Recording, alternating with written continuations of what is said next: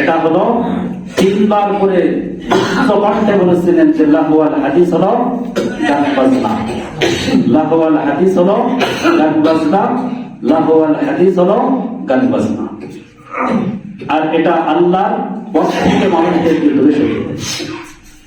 লাহওয়াল হাদিস লিয়ুদিল্লাহ সাবিলিল্লাহ, আল্লাহর পথ থেকে মানুষদেরকে পথভ্রষ্ট করে দেয় চিন্তাগত দিক থেকে। যে আল্লাহকে নিয়ে না চিন্তা করে গান বাজনা মূলত কয়টা দিক নিয়ে কথা বলে? তিনটা দিক নিয়ে কথা বলে। গান বাজনার মধ্যে কয়টা দিক নিয়ে কথা বলে? তিনটা। তার মৌলিক একটা দিক হলো বেগানা নারী। বেগানা নারী নিয়ে কথা বলে, নাকি কোন জান্নাতি নারী হুর নিয়ে কথা বলে?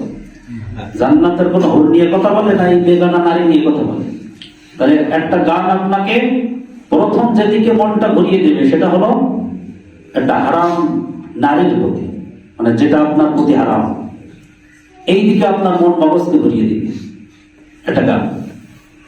এরপর যদি যে দৃশ্যটা যদি আরো খারাপ হয়, যদি দৃশ্যটা আরো খারাপ ভাবে দেখায়, তাহলে সেই মন মগজটা আরো কত নিচের দিকে নামাই দিবে সেটা আপনারাই ভালো জানেন।